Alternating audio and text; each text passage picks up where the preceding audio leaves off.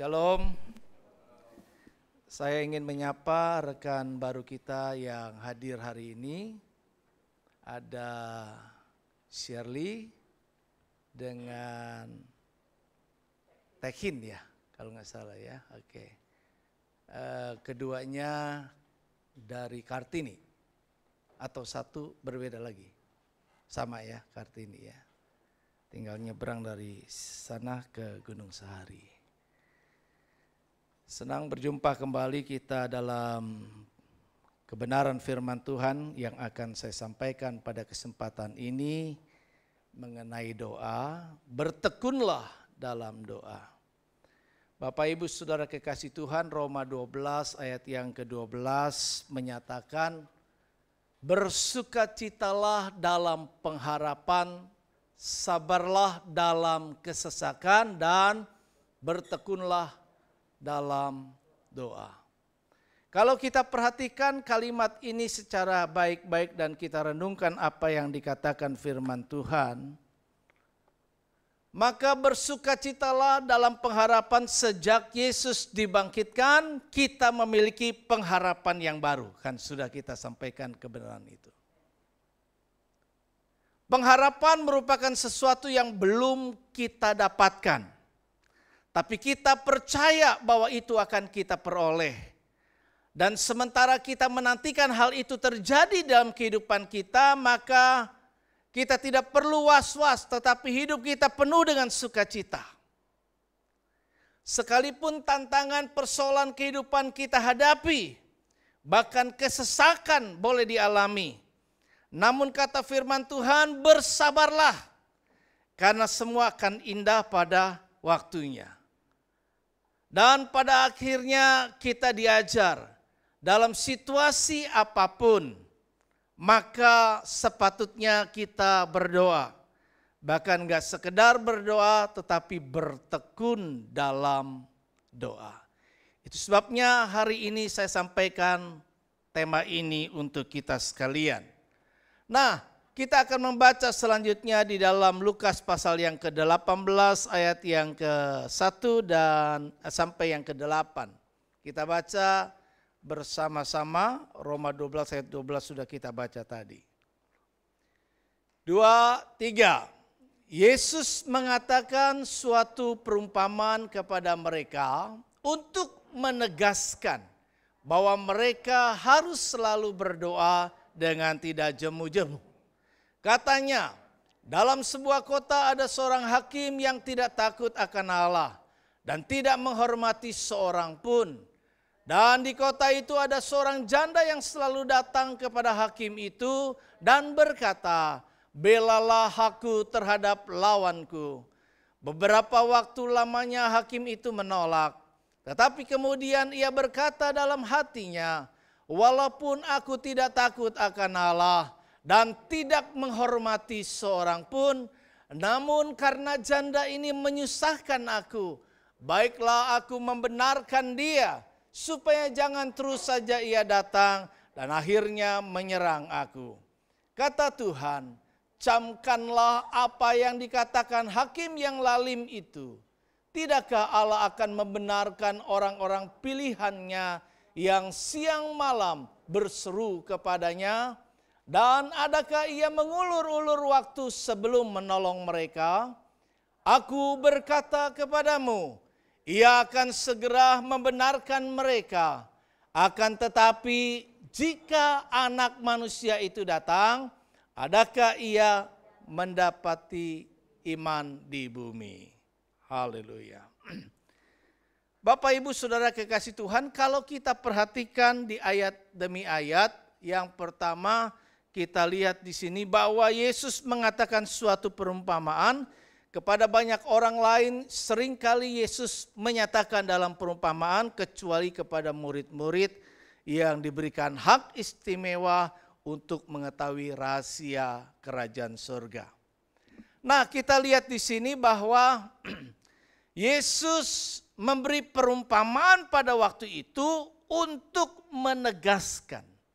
Kalau dikatakan untuk menegaskan, artinya bahwa apa yang mau ditegaskan itu adalah sesuatu yang sangat penting sekali, sehingga hal itu perlu ditegaskan kembali.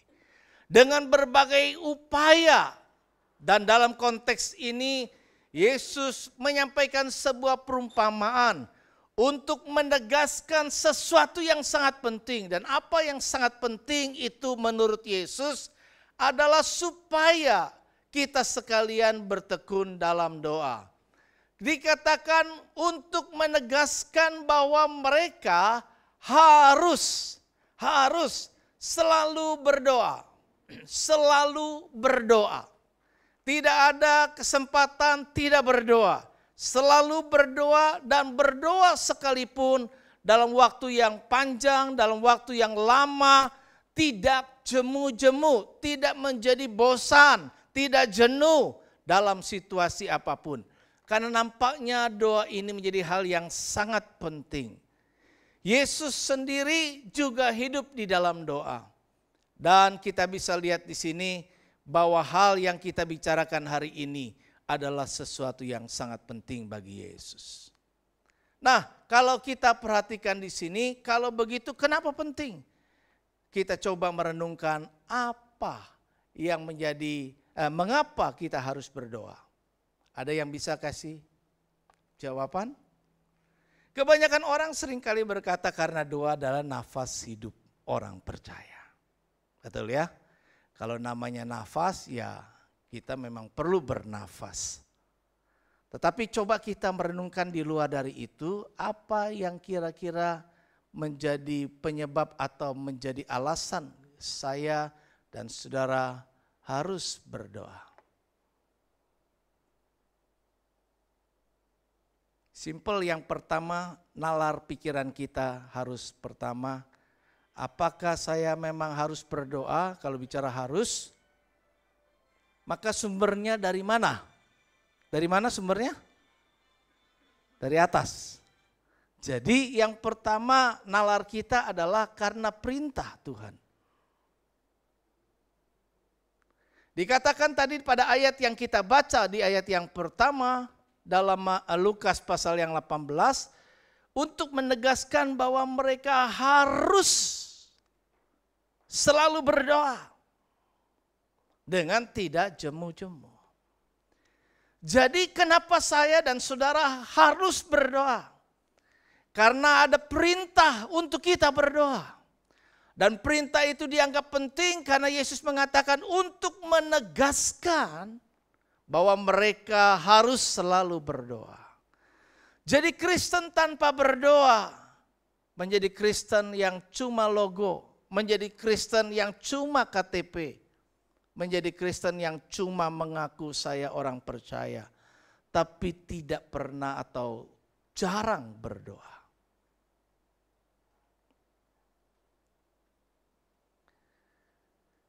Ada banyak kesibukan kita yang seringkali membuat kita lupa berdoa. Tapi kalau kita mengerti bahwa doa itu adalah perintah Tuhan, maka kita perlu memperhatikan dengan sungguh-sungguh agar kita tidak mengabaikannya. Apa yang kedua? Kira-kira? Masih dari atas.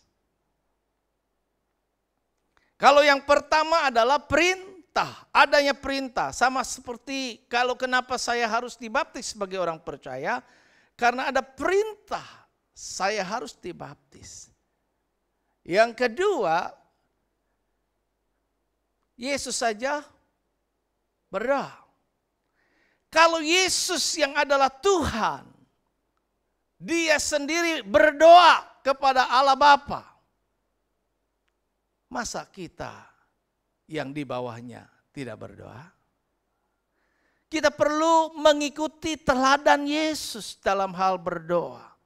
Ada banyak kita lihat di sini ayat-ayat Alkitab yang menunjukkan aktivitas Yesus berdoa. Dalam Markus pasal yang pertama ayat 35, salah satu diantaranya dijelaskan bahwa Yesus selalu bangun pagi-pagi benar ketika hari masih gelap untuk mencari tempat yang sunyi dan berdoa. Ia tidak berdoa di depan banyak orang untuk dilihat dan dipuji, untuk diberikan kesan bahwa saya orang yang begitu rajin berdoa. Tetapi dia cari tempat yang tersembunyi yang orang lain tidak tahu, tapi kehidupannya adalah kehidupan berdoa. Dan dia bangun pagi-pagi menandakan bahwa dia mengutamakan di atas segalanya, memprioritaskan bahwa berdoa itu harus yang paling utama dari semua kegiatan lainnya. Nah, adakah kita melakukan hal yang serupa dengan yang dilakukan Yesus sebagai orang yang percaya? Sekali lagi saya mengingatkan saya pribadi dan kita semua, bahwa jika kita mengaku bahwa kita ada di dalam Tuhan, maka dikatakan ayat bahwa kita harus hidup sama seperti Yesus telah hidup. Kalau Yesus sendiri berdoa, maka kita juga sepatutnya melakukan demikian. Yang ketiga,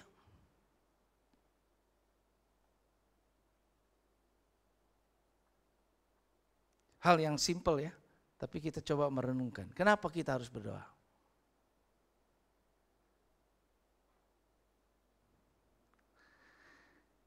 Kalau orang, coba pikir, saya akan bisa dekat sama seseorang, maka kita harus sering berkomunikasi, betul? Jadi yang ketiga, untuk membangun keintiman. Orang-orang yang tidak berdoa bagaimana bisa intim dengan Tuhan? Orang-orang yang tidak pernah berbicara kepada Tuhan, mencurahkan isi hatinya, tetapi mencari orang lain untuk curhat. Ya, dia intim dengan orang yang curhat. Biasanya kalau orang sudah sering curhat dengan seseorang, biasanya merasa lebih dekat. Tapi seberapa sering kita curhat sama Tuhan, apapun yang dalam pikiran, apapun yang kita sedang rasakan, kita sampaikan semua isi hati kita kepada Tuhan. Nah, hal ini penting untuk membangun keintiman dengan Allah. Cuma di Kristen kita punya Allah yang kita bisa panggil dengan kata Bapa. Tidak ada yang lain yang bisa mengatakan demikian. Kenapa kita diperkenankan untuk memanggil Allah itu sebagai Bapa kita? Itu untuk menggambarkan keintiman antara Bapa Allah, ya, antara Tuhan dengan kita yang berdoa kepadanya. Jadi ketika kita berdoa dan semakin terus berdoa kepada Tuhan, maka kita akan semakin intim dengan Tuhan. Orang yang intim dengan Tuhan akan mengerti isi hati Tuhan. Orang yang intim dengan Tuhan akan semakin dikenal oleh Tuhan. Dan keduanya membangun sebuah hubungan pribadi. Nah, di gereja ini ada kesempatan kita melakukan doa bersama. Di luar dari doa bersama, kita punya kehidupan doa di rumah kita masing-masing, dimanapun kita ada dan berada. Nah, mari kita coba bangun keintiman dengan Tuhan dengan melakukan aktivitas berdoa, baik pribadi maupun bersama-sama. Kita bangun kebersamaan dengan Tuhan itu. Karena kebersamaan, kedekatan dengan Tuhan akan menjadi faktor penting di dalam menghadapi banyak tantangan. Kita menjadikan Tuhan menjadi penolong kita. Kita menjadikan Tuhan menjadi pembela hidup kita. Dan kita butuhkan itu semua. Tapi kalau tidak, terus tiba-tiba dengan ketidakdekatan kita dengan Tuhan, kita butuh sesuatu, kita minta tolong. Bayangkan, kita minta tolong kepada orang asing. Orang itu asing buat kita. Atau kita asing buat mereka. Ada keengganan untuk menolong. Tetapi kalau kita intim, kadang dia mengerti sebelum kita mengungkapkannya. Ini sangat penting. Dan yang keempat, apa? Dan yang pertama tadi perintah. Yang kedua, Yesus saja berdoa, kita mengikuti teladan Yesus. Yang ketiga, untuk membangun keintiman, ya, dengan Allah. Dan kita lihat Daniel juga sama. Ya, Tokoh-tokoh orang yang ditolong Tuhan memiliki kehidupan doa yang rutin. 3 kali sehari ia berdoa. Sehingga menghadapi tantangan apapun juga, bahkan sebuah ancaman kematian, dia tidak khawatir. Kehidupan orang Kristen yang tidak berdoa dan membangun hubungan dengan Tuhan, hidupnya sering masih khawatir. Terlalu berlebihan kita khawatir dengan virus corona.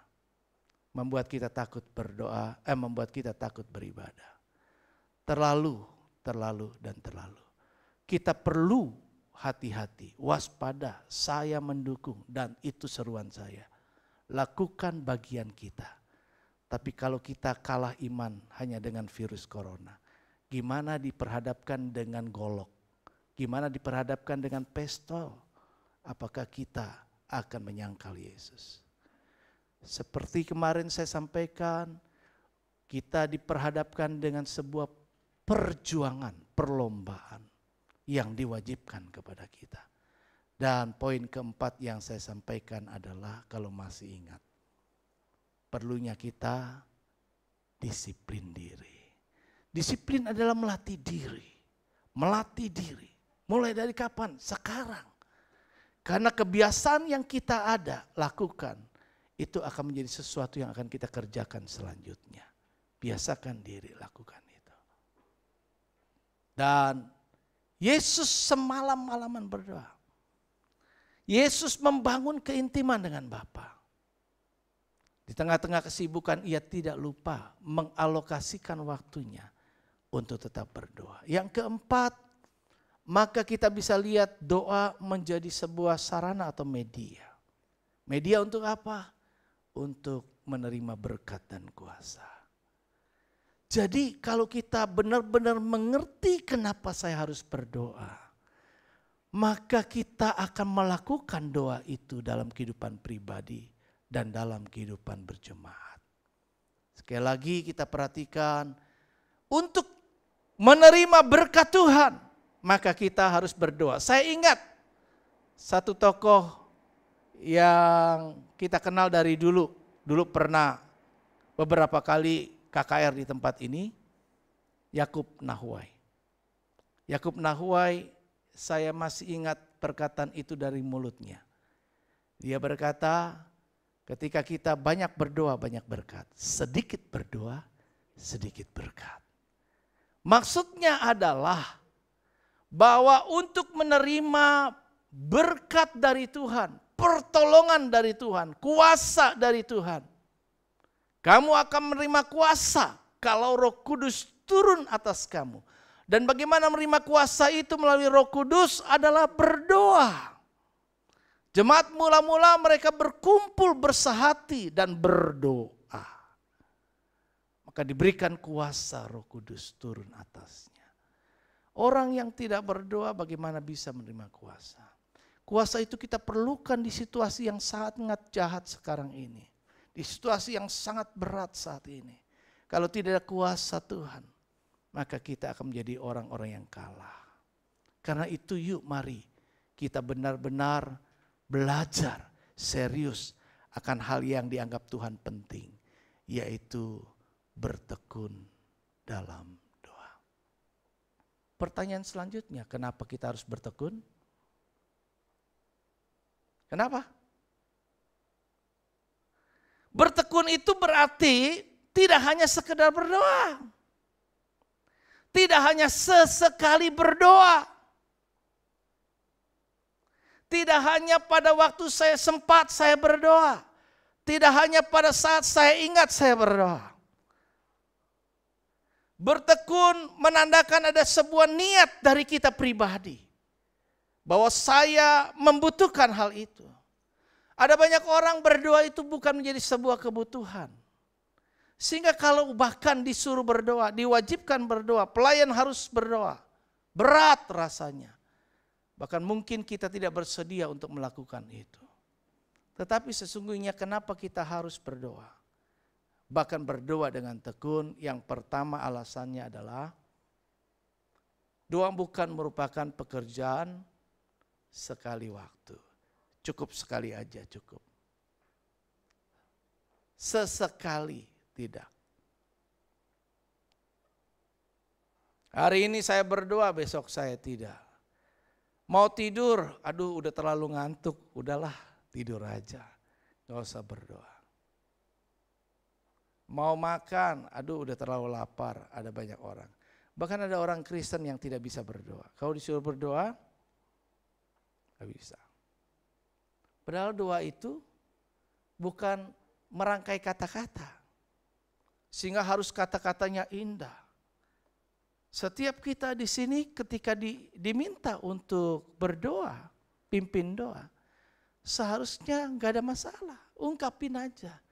Di mata Tuhan itu bukan kata-kata yang menjadi hal yang dikabulkan. Minggu depan saya coba sampaikan tema doa yang dikabulkan. Saya sudah buat bahan khotbahnya selesai kemarin. Saya persiapkan lebih awal untuk mempersiapkan diri karena besok saya harus ke dokter, gak punya waktu. Kedua, hari Selasa, Rebo saya harus MD dan karena saya harus hadir bukan di rumah, jadi waktunya sepenuhnya susah. Jadi ketika Rebo ketemu lagi Kamis, kalau saya tidak atur waktu dan persiapkan diri, nanti terlalu tergesa-gesa buat yang menyiapkan pujian. Jadi saya coba siapkan lebih dulu. Dan kembali kepada apa yang kita bicarakan, bahwa ini bukan pekerjaan sewaktu-waktu. Kalau belajar kembali firman Tuhan, di 1 Tesalonika pasal 5 ayat yang ke-18 dikatakan apa? Ini ayat paling pendek. Tetaplah berdoa. Dalam versi bahasa Inggris King James dikatakan pray without apa? Ceasing. Ceasing berhenti. Jadi berdoa tanpa henti. Kalau enggak berhenti, aduh kok lama banget. Ada orang kadang-kadang, waduh doanya lama banget. Enggak tahan. Disuruh doa, jangan kasih dia lain kali. Kenapa? Lama, begitu kan. Lama. Lama itu kalau bertele-tele, ya memang enggak suka, enggak boleh. Tapi lama karena kita benar-benar menyampaikan semua kepada Tuhan isi hati kita dan apa yang perlu detail kita sampaikan kepada Tuhan. Gak masalah. Doa itu adalah perkataan kita kepada Tuhan. Kita bisa berkata-kata saat kita berjalan. Berdoa itu berjalan kemudian merem, ya jatuh, kesandung. Gak kenapa, merem itu kan cuma memberikan satu kesempatan bantuan buat kita agar lebih berkonsentrasi. Supaya kalau kita ngelihat ada orang yang punya kelakuan yang menarik berbeda, jangan melihat beralih ke sana. Tapi kita tutup mata supaya konsentrasi kepada Tuhan. Jadi kenapa saya harus berdoa dengan tekun? Yang pertama sadar bahwa doa bukan pekerjaan sekali waktu. Yang kedua, kenapa? Karena kita berdoa enggak instan dijawab Tuhan. Perlu menunggu waktu Tuhan. Kita bisa lihat ada banyak contoh, mungkin kita sendiri mengalaminya. Waktu saya berdoa sepertinya saya enggak dapat apa-apa. Tapi ternyata tanpa kita sadari Allah sedang mengerjakannya. Seringkali orang berkata sesuatu kepada saya tanpa saya mengatakan ya dan lain sebagainya. Tapi saya mengerti bahwa dia sudah sampaikan kepada saya dan saya kerjain. Saya lakukan. Bahkan justru ketika saya melakukan apa yang dia katakan, orang itu gak menyadari bahwa itu yang saya lakukan adalah Anda yang minta. Banyak kali orang sering begitu. Kalau ngomong sama saya sampaikan sesuatu, akhirnya saya kerjakan dan ketika saya kerjakan dia lupa bahkan bertentangan dengan saya. Padahal dulu dia yang minta. Nah begitu juga kadang kita sama Tuhan. Kadang kita minta seperti itu. Ketika Tuhan berikan, kita lupa. Kenapa? Karena kita nggak serius berdoa.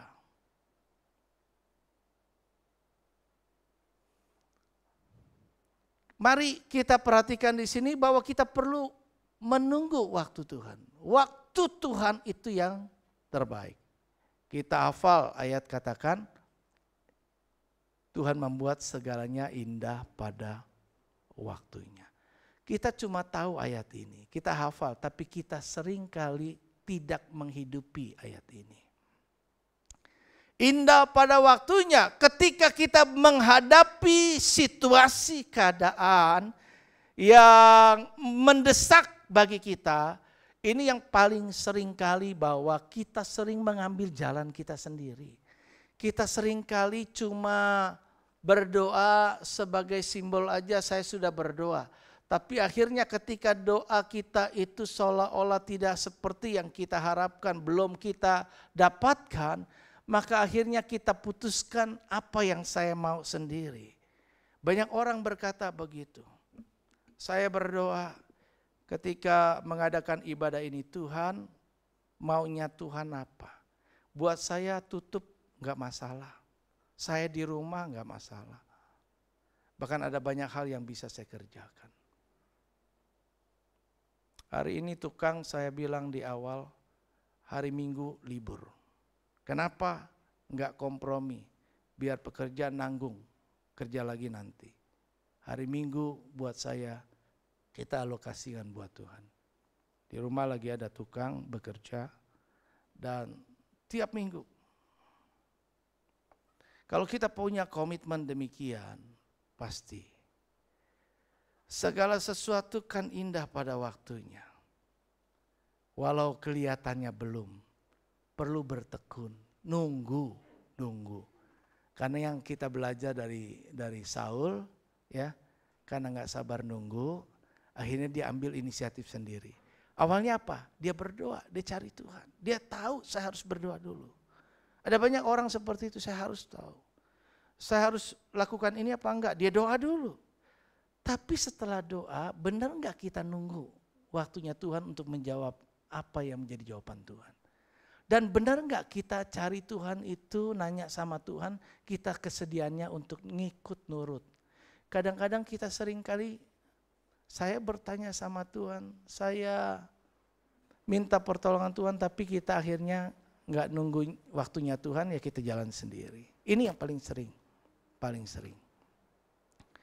Bagaimana saya tahu Tuhan sudah jawab saya atau belum? Gimana taunya? Ada satu hamba Tuhan berkata begini, kalau kamu sudah berdoa, seandainya kamu sakit, kan kita berdoa kan, Tuhan sembuhkan saya. Dia lagi berdoa terus besokannya, Tuhan tolong saya sembuhkanlah, saya menderita karena sakit ini. Berikutnya dia berdoa lagi, enggak juga sembuh. Ada satu rekan pendeta yang awalnya ngotot. Saya enggak mau ke dokter. Akhirnya waktu dia ke dokter harus operasi, saya tidak mau operasi. Saya menantikan kuasa Tuhan menyembuhkan saya. Saudara, kalau kita berdoa, 3 kali berdoa tidak dijawab Tuhan. Tidak dikabulkan maksudnya. Udah usaha, bukan berarti kita tidak melakukan bagian kita. Sembuh, gak sembuh, 3 kali udah minta sama Tuhan. Tuhan dengar kok. Kalau dia mau menyembuhkan dengan mujizatnya, dia pasti sembuhkan. Tapi bukan berarti itu teorinya, enggak. Ada kalanya Tuhan minta kita lebih sabar. Tapi untuk bisa menjadi gambaran mengerti, kalau sudah berdoa beberapa kali dan tidak jawab, lakukan upaya kita secara manusia. Pergilah ke dokter, berobatlah karena Tuhan bekerja melalui dokter. Tuhan bekerja melalui obat-obatan. Jangan ngotot. Sama Tuhan itu bukan memaksakan kehendak kita. sama Tuhan itu justru cari kehendak Tuhan apa buat kita. Jadi jangan sampai salah keliru. Cari kehendak Tuhan. Dan kalau kita berdoa, ada niat hati dulu. Saya memang mau dengar kehendak Tuhan apa buat saya. Tapi kalau berdoa, kita sudah tahu apa yang kita mau. Dan akhirnya kita lakukan yang kita mau. Itu basa-basi buat Tuhan. Dan kalau orang basa-basi, kalau sama saya aja, saya tahu dia basa-basi. Enak gue. Enak. Lain kali saya tahu orang ini cuma basa-basi. Enak. Dengernya enak. Saya tahu kamu gak akan dengar saya kok. Jadi kalau kita cuma basa-basi sama Tuhan, gak nunggu waktu Tuhan, gak benar-benar mencari apa yang Tuhan mau, dan gak mengerjakan yang Tuhan mau, percuma. Kalau sekarang kita berdoa, waktu dengar firman Tuhan kita berdoa dengan sungguh-sungguh. Karena itu bukan liturgi. Oh, habis firman Tuhan harus berdoa. Sebelum firman Tuhan harus berdoa. Dan mulai kita berdoa. Itu bukan liturgi, bukan kewajiban. Allah sangat menentang, Yesus sangat menentang orang-orang yang cuma sekedar mempertahankan adat istiadat. Bukan berarti nggak boleh kita menghormati nenek moyang kita. Tapi kalau itu lebih menjadi dominan, sekedar kita lakukan, enggak.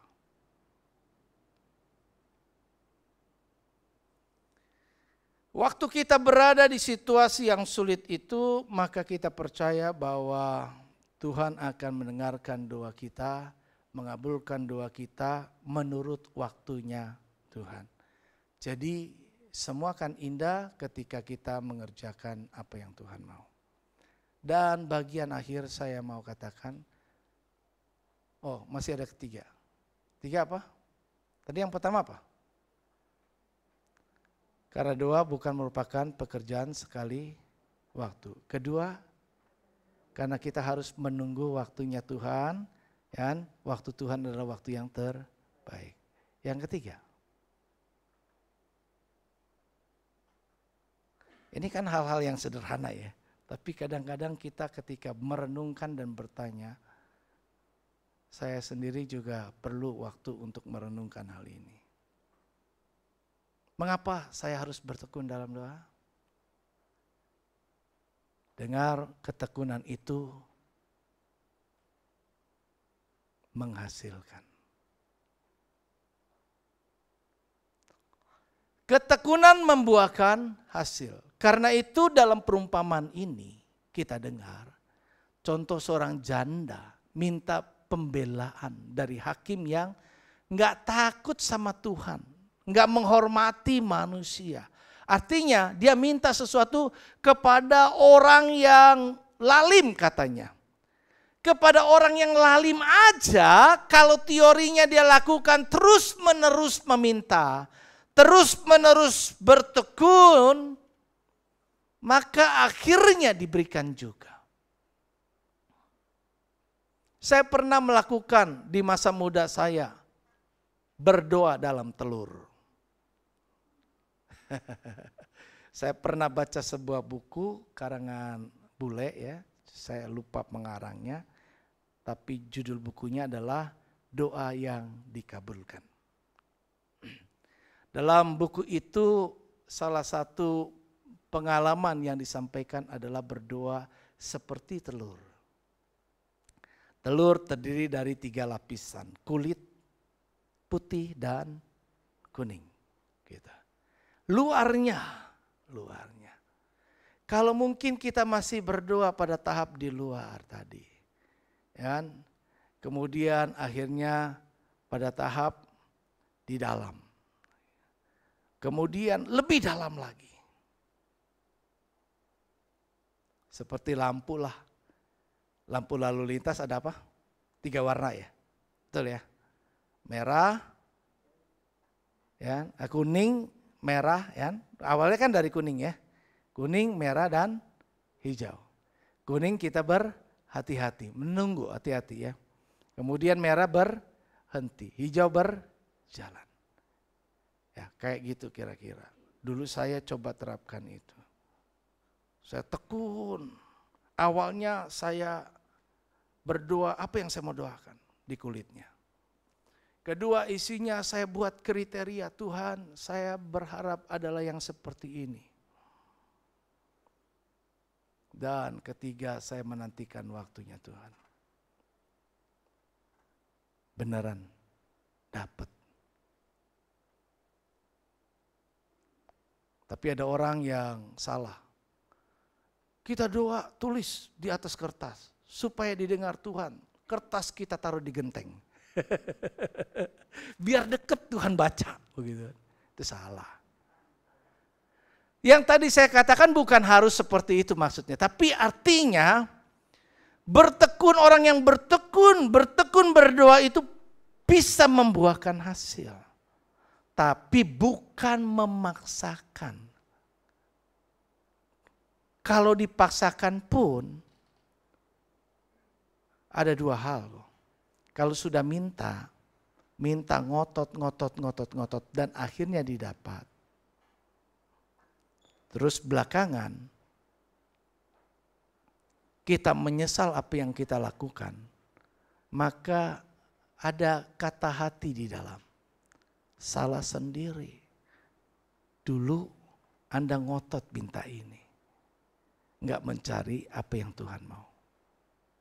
Ngotot dan akhirnya merasa damai sejahtera dan yakin bahwa inilah. Jangan sampai kita keliru mengenali Tuhan.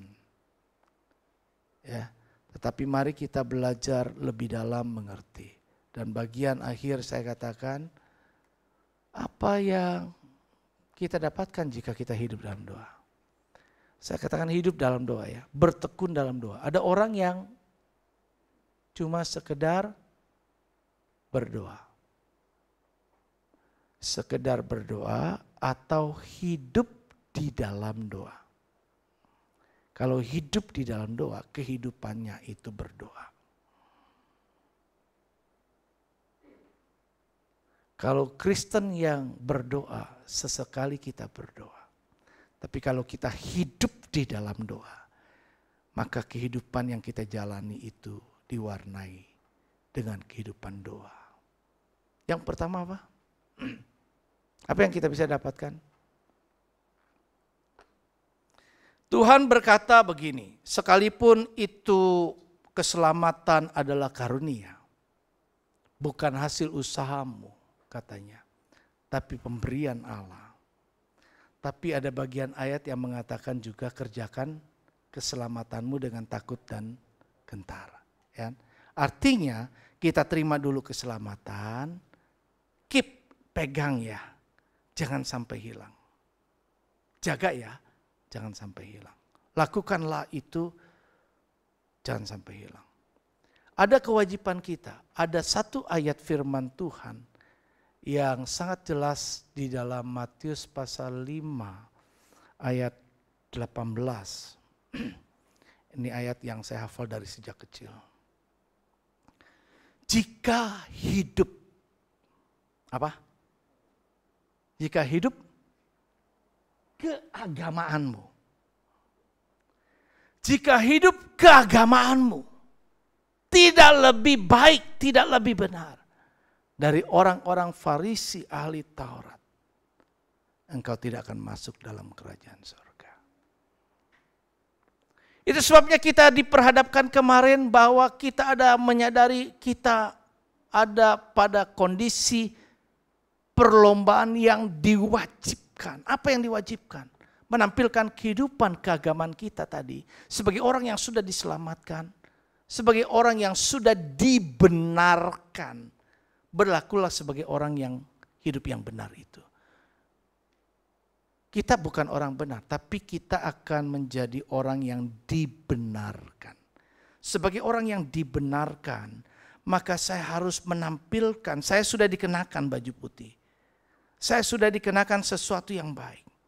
Nah, pergunakanlah yang baik itu untuk menghasilkan hal-hal yang baik.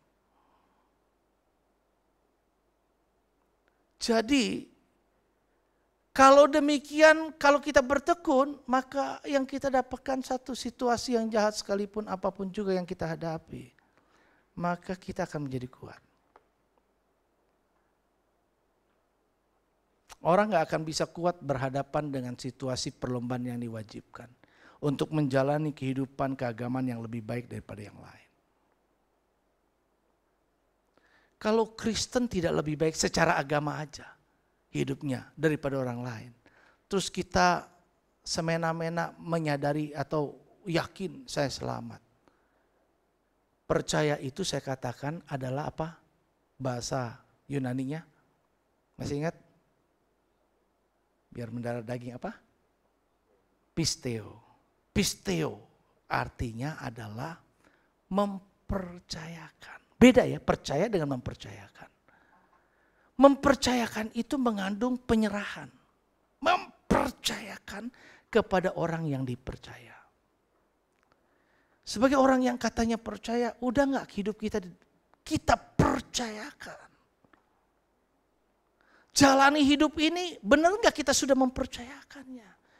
Atau kita masih banyak pakai logika kita, oh ini enggak, ini begini. Kita lebih banyak memakai logika kita. Gak kuat nanti ngadepin masalahnya. Tapi kalau kita mempercayakan penuh kepada Tuhan, berdoa kepada Tuhan, Yesus lakukan itu. Dia berdoa. Dia tahu saat tantangan yang paling berat akan dialami oleh dia. Karena itu yang dia lakukan bukan minta pertolongan orang lain. Tidak membangun yang lain dulu. Tidak membentengi diri dengan sesuatu yang lain supaya saya bisa. Bahkan kita mau coba menghindari itu. Tidak begitu. Tapi dia berdoa. Waktu dia berdoa diajak 3 orang murid inti. Yang seringkali dalam situasi yang sangat penting dia diajak. Siapa dia? Iya. Tapi waktu Yesus berdoa, apa yang dia lakukan anak murid-murid? Tidur. Maka dikatakan waktu Yesus balik lagi, tidakkah engkau dapat bertahan? Sebentar lagi engkau akan menghadapi goncangan. Murid-murid yang tidak berdoa ketika Yesus diadili, di mana mereka? Tidak bersama Yesus. Di mana mereka? Berdiri jauh-jauh. Mereka takut. Waktu dikatakan Alkitab, waktu dikatakan, kamu murid Yesus ya? Kepada Petrus. Aku gak ngerti apa sih yang kamu katakan. Kenapa gak kuat? Gak menjadi kuat, kenapa gak berdoa? Sementara Yesus berdoa, kita tidak berdoa. Karena itu Tuhan katakan berjaga-jagalah dan berdoalah supaya kamu jangan jatuh ke dalam pencobaan. Roh memang penurut, tapi daging lemah. Daging kita lemah. Kalau kita tidak melatih diri, makanya latihan badani terbatas gunanya. Tapi ibadah itu mengandung janji untuk kehidupan hari ini dan yang akan datang. Latih diri, latih diri. Semakin giat beribadah, semakin dekatkan diri. Hidup kita berada di situasi ujung dari akhir zaman. Kita semakin dekat pada akhir zaman. Kita berada di situasi yang semakin dekat. Nanti antikris akan lama-lama menampilkan jati dirinya. Sekarang enggak, ngumpet-ngumpet. Terselubung dengan berbagai hal. Tapi nanti ketika dia menampilkan jati dirinya, dia menampilkan pemerintahan yang kuat. Semua orang nanti ada dalam kendali. Semuanya. Karena itu teknologi pasti diizinkan semakin canggih. Nah, semakin canggih akan membuat orang akhirnya berpikir, ini akan simple. Tapi itu menjadi sebuah kendali buat kita. Buat mereka. Jadi kalau kita enggak mempersiapkan diri, enggak berdoa, enggak kuat ngadapinnya. Yuk kita berdoa. Yuk kita rajin berdoa. Yuk kita bertekun dalam doa. Dan yang terakhir, apa yang kita bisa dapatkan dari berdoa? Jadi kuat. Yang kedua, kita mendapat kemampuan menjalani kehendak Bapa. Orang tahu Tuhan maunya ini, tapi seringkali orang tidak dapat melakukannya. Yesus tahu dari sejak awal bahwa dia hidup untuk mati bagi banyak orang. Dan ketika saatnya sudah tiba, saatku telah tiba. Dia boleh berkata, Bapa kalau boleh, masih utarakan curhat. Gak kenapa gak salah. Tuhan, saya sering katakan begitu sama Tuhan juga. Ya Tuhan kalau boleh yang seperti ini. Tapi bukan kehendakku, melainkan kehendak-Mu yang jadi. Kehendak Tuhan itu bisa kita lakukan kalau kita menjadi orang yang berdoa sama Tuhan. Ada kemampuan untuk turut sama Tuhan. Tapi kalau kita, dengan catatan yang tadi saya bilang sudah berkali-kali. Kita berdoa bukan sekedar syarat. Bukan sekedar liturgi. Tetapi benar-benar mencari Tuhan. Dia maju sedikit lalu sujud ya dan seterusnya. Akhirnya Yesus dapat kekuatan. Tadi sudah jadi kuat dan kemampuan melakukan kehendak Bapa. Maka ketika dia ditangkap, ketika dia dianiaya, ketika dia difitnah, ketika dia ditantang, dia dapat kemampuan untuk tetap mengerjakan kehendak Bapa. Saya dan saudara harus mengerjakan kehendak Bapa. Jangan kerjakan maunya saya. Setiap kita punya maunya. Kalau suruh saya sebagai gembala, saya gampang. Kalau saya mau jadi gembala yang disukai semua orang, apa yang saudara katakan saya ikuti. Tapi bukan itu. Tapi yang harus saya cari adalah saya pelayan Tuhan. Saya melayani Tuhan, cari apa yang Tuhan mau. Dan sebagai seorang gembala apa yang diharapkan? Saudara percaya. Ada banyak seringkali saya lihat level kepercayaan ini yang menjadi persoalan. Saudara, walaupun saya sebagai gembala, apakah saya menjadi gembala sidang? Apakah saya menjadi gembala jemaat? Saya menyadari persis hal ini. Karena itu saya berkata, kalau saya cuma jadi gembala sidang, simbol dari gereja Betel Gunung Sahari, saya gembalanya. Saya pemimpinnya. Gak banyak ngaruh. Tapi kalau saya menjadi gembala jemaat atau setiap jemaat yang menjadikan saya gembalanya, Anda bersedia dibentuk. Anda bersedia untuk dengar dan percaya. Kalau gak percaya, apa yang saya katakan percuma. Saudara akan lakukan juga yang saudara mau. Saudara punya akal budi, pikiran sendiri kok. Kemudian yang saya katakan Anda olah sendiri. Dan akhirnya pilih sendiri. Kemudian dengar suara Tuhan di mana? Saya cuma berkata, Tuhan,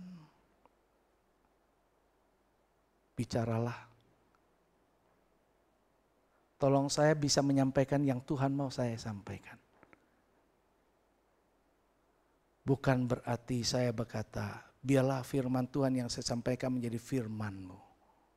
Bukan saya minta itu jadi firman-Nya Tuhan. Tapi saya mau firman Tuhan yang saya sampaikan. Pesan Tuhan yang saya sampaikan. Maunya Tuhan yang saya sampaikan. Dan selebihnya saya sudah lakukan. Saya berkali-kali punya prinsip. Yang penting buat saya, konsentrasi saya lakukan bagian saya. Soal mereka percaya, mereka mau dengar, mereka mau ikut. Itu bukan lagi bagian saya. Karena saya gak bisa buat orang ngikut saya.